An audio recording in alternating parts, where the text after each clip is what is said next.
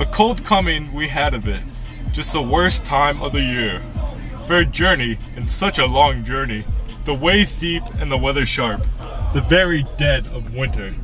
And the camels galloped, sore-footed, refractory, lying down in the melting snow. There were times we regretted the summer palaces on slopes, the terraces, and the silken girls bringing sherbet.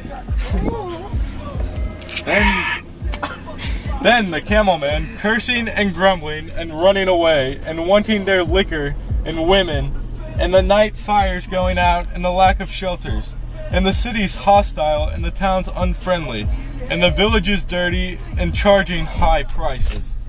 A hard time we had of it.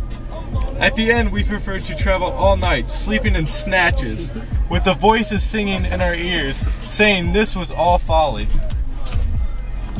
Then at dawn we came down to a temperate valley, wet below the snow line, smelling of vegetation, with a running stream and a water mill beating the darkness, and 3 trees on the low sky.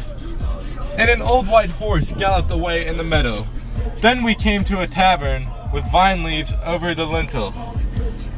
6 hands at an open door dicing for pieces of silver, and feet kicking the empty wineskins. But there was no information, and so we continued and arrived at evening not a moment too soon, finding the place. It was, you may say, satisfactory. All this was a long time ago, I remember, and I would do it again, but set down. We were led all that way for birth or death. There was birth, certainly, but we had evidence and no doubt. I had seen birth and death, but had thought they were different. This birth was hard and bitter agony for us. Like death, our death, we returned to our places, these kingdoms, but no longer at ease here in the old dispensation.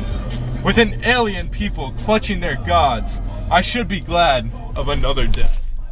The end.